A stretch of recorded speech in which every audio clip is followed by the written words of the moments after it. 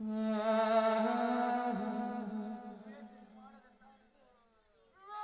ಮಾಡದೆ ತಾರಾಳನ್ನು ಮದುವೆಯಾಗಿ ನನ್ನ ಸಂಸಾರದ ಅವನತಿಗೆ ನಾನೇ ಕಾರಣ.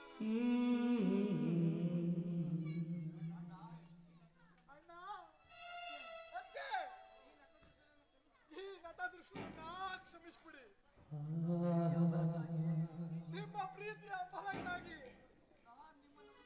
ನಾನು ನಿಮ್ಮನ್ನು ಹುಡುಕ್ತಾ ಇದ್ದೀನಣ್ಣ. ಇನ್ನು ನನ್ನಿಂದ ನಡೆಯೋಕ್ಕಾಗ್ತಾ ಇಲ್ಲ. ನಿಮ್ಮ ಹತ್ರ ನಾನು ಮಾಡಿದ ತಪ್ಪಿಗೆ ಕ್ಷಮೆ ಯಾಚಿಸಿ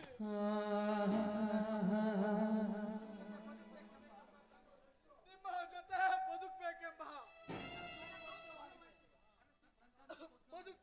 ನನ್ನ ಕನಸು ಭಗ್ನವಾಯಿತು ಅಣ್ಣ. ಅದಕ್ಕೆ ಮತ್ತೊಂದು ಜನ್ಮ ಅಂತ ಇದ್ರೆ ಮುಂದಿನ ಜನ್ಮದಲ್ಲಿ ಅಣ್ಣನಿಗೆ ಒಳ್ಳೆಯ ತಮ್ಮನಾಗಿ, ಅತ್ತಿಗೆಗೆ ಆಸುರಿಯ ಮೈದುನನಾಗಿ ಹುಟ್ಟಿ ಬರ್ತೀನಣ್ಣ.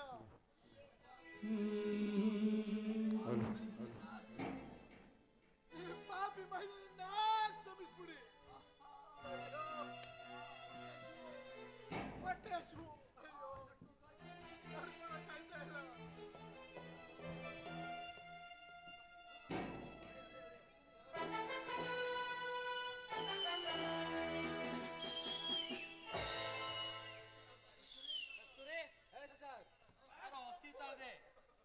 ಬಿದ್ದಿದ ನೋಡು. ಏನಪ್ಪ ಏನಾಗಿದೆ ನಿಮ್ಗೆ? ಯಾವ ಊರು ನಿಮ್ದು? ಯಾಕೆ ಇಲ್ಲಿ ಬಿದ್ದಿದ್ದೀರಾ? ಇಲ್ಲಿಗೆ ಯಾಕೆ ಬಂದಿದ್ದೀರಾ ನೀವು? ನಮ್ಮ ಸಾಹೇಬ್ರು ಕೇಳ್ತಿದ್ರೆ ಬೇಗ ಹೇಳಿ. ಹೇಳಪ್ಪ ಮೇಲ್ಗೆ. ನೋಡಿ ಸರ್, ನೋಡಿ ಸರ್, ನಮ್ಮೂರು ಸಂಕಿಗೆರೆ. ನಾನು ಇಲ್ಲಿಗೆ ನಮ್ಮ ಅಣ್ಣ ಹತ್ತಿರ ಹುಡುಕೊಂಡು ಬಂದಿದ್ದೀನಿ. ನಾನು ಊಟ ಮಾಡಿ 3-4 ದಿನಗಳ ಕೆಳಗಿದೆ ಸುಸ್ತಾಗಿ ಬಿದ್ಬಿಟ್ಟೆ ಸರ್. ಸರ್, ಇವ್ರು ಊಟ ಮಾಡಿ 3-4 ದಿವಸ ಆಗಿದೆ. ಯಾರೋ ಹುಡುಕೊಂಡು ಬಂದಿದಾರಂತೆ. ಸುಸ್ತಾಗಿ ಬೇರೆ ಬಿದ್ದುಬಿಟ್ಟಿದ್ದಾರೆ. ಊಟ ಮಾಡಲಿಲ್ಲ. ಯಾರು ಹುಡುಕ್ತಾ ಬಂದಿದ್ದಾರಂತೆ? ಅಲ್ಲಪ್ಪ, ನಿನ್ನ ಹೆಸರೇನು? ವಿಶಾಲ್. ಅಣ್ಣ,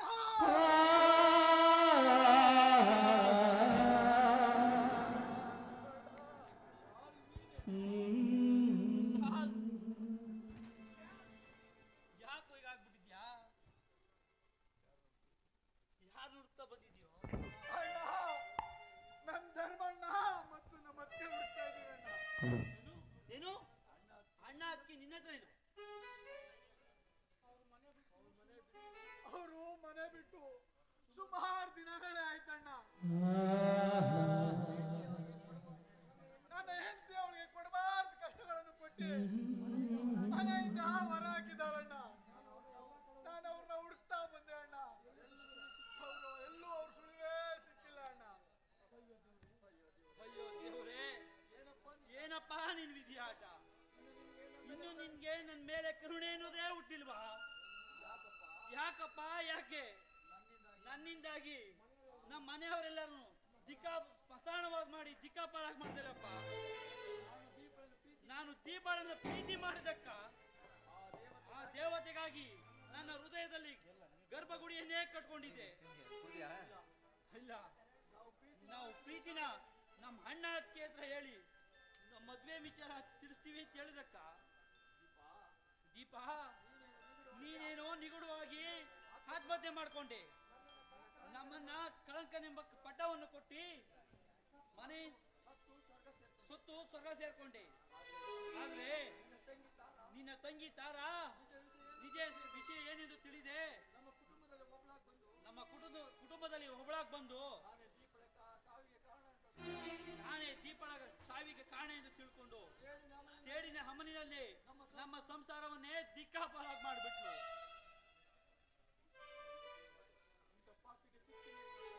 ಅಯ್ಯೋ ದೇವ್ರೇ, ಇಂಥ ಪಾಪಿಗೆ ಶಿಕ್ಷೆನೇ ಇಲ್ವೋ ದೇವ್ರೇ? ಅಣ್ಣ, ನೀನೇನನ್ನ ಹೇಳ್ತಾ ಇದ್ಯಾ? ನೀನ್ ಹೇಳ್ತಾ ಇರೋದು ನಿಜನೇನಣ್ಣ?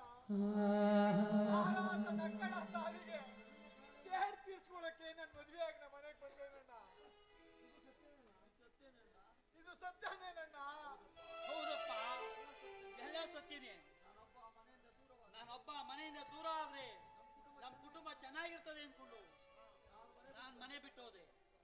ಆದ್ರೆ ನಾನು ತಾರಳನ್ನು ಕೆಟ್ಟ ದೃಷ್ಟಿಯಲ್ಲಿ ನೋಡ್ಲಿಲ್ಲ.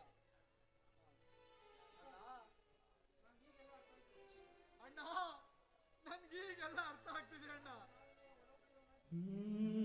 ನಾನು ನಿನ್ನ ಒಡ ಹುಟ್ಟಿದವನಾಗಿ ನಿನ್ನ ಒಳ್ಳೆ ಗುಣಗಳನ್ನು ಅರಿಯದೆ ನನ್ನ ಹೆಂಡತಿ ಮಾತು ನಂಬಿ